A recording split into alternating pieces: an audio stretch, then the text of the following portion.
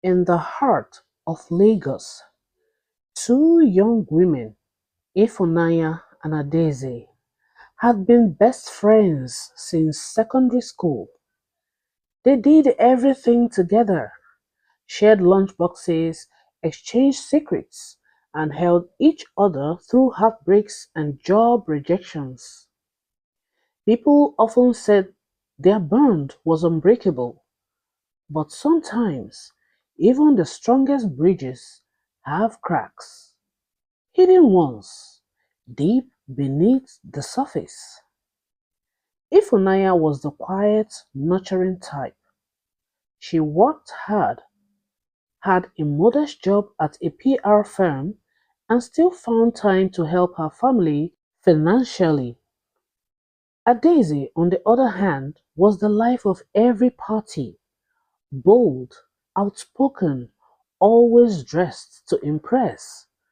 She was into makeup, fashion, influencing, and TikTok trends. Her social media following was growing fast, and she often got freebies from brands. Despite their differences, they remained close. But things began to shift subtly after Ifunanya got a promotion and moved into a new apartment in Lekki. The new job came with better pay, a car allowance, and most importantly, peace of mind. It was a dream she had worked so hard for. When Adaeze visited Ifunanya's new place for the first time, her lips smiled, but her eyes didn't. Wow, this is nice, oh. So all this while, you've been packaging quietly.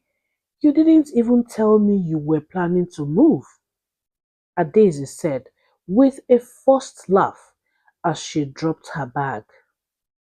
Ifunanya chuckled. It all happened fast, Jerry. I was even going to surprise you next week with a small housewarming dinner. Adaeze nodded, but deep inside, something burned. How could Ifunanya, the one she always considered a step behind, be doing better than her now? From that day on, things slowly began to change. Adaeze became distant.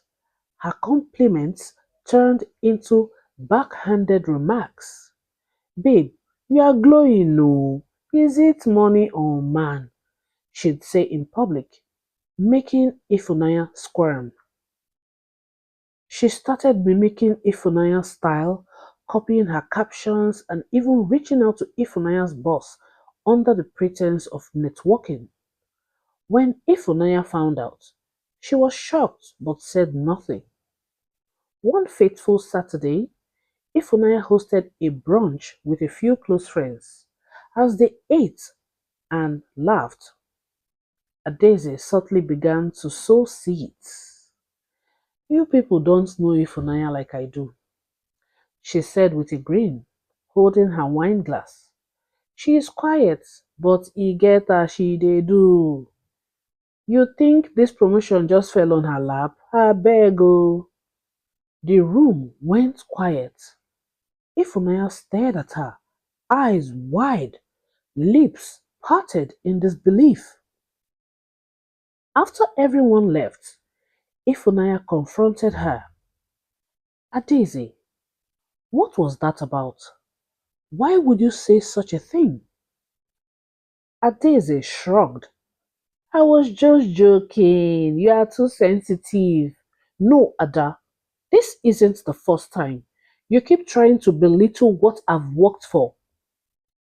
The tension snapped like a rubber band stretched too far. Adaeze exploded. You think you're better than me now, right? Because you have a car and a fancy job? You that used to come to my house to eat indomie. Ifunanya stood frozen. The words stung, not because they weren't true, but because they revealed a bitterness Adaeze had long hidden. Ada, I never thought I was better. I celebrated your wins, even when all you gave me was silence in return. I loved you like a sister. There was a long pause. Adeze looked away, lips trembling. I just didn't expect you to get there before me, she muttered, voice breaking. Tears welled in Ifunaya's eyes, but she didn't let them fall. That's the problem, Ada. You were competing with someone who wasn't even in the race. She walked away that night, heart heavy. Weeks passed. Adeze tried calling, texting, even dropping by, but Ifunanya didn't respond. She needed space to heal, to breathe, to figure out if the friendship was worth salvaging. Adeze spiraled for a while. She posted passive aggressive quotes online. She unfollowed Ifunanya, but eventually the silence sobered her. She began to reflect, not on her jealousy alone, but on the insecurities that fed it. One rainy evening, Adeze showed up at Ifunaya's gate, drenched, no makeup, no filters. When Ifunanya opened the door, she saw not the flamboyant socialite, but her old friend, vulnerable, honest. I was jealous, Adeze said simply, not because you succeeded, but because I felt left behind. I'm sorry, I was wrong. Ifunanya looked at her for a long time. I forgive you, Ada, but things may not go back to how they were.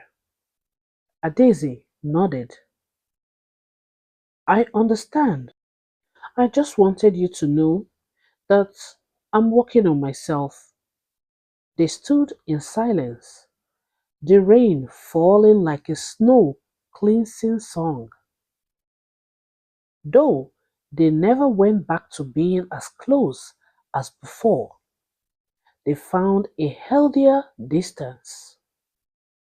One built not on competition but respect. Because sometimes outgrowing a friendship doesn't mean ending it, it just means learning to love from afar. The moral of the story: true friendship celebrates, not competes, and sometimes healing means letting go of the people you once held closest. The end. Thank you for listening, and I hope you enjoy this lesson driven story. Goodbye. Thank you once again for listening to our tales. Please subscribe to my channel.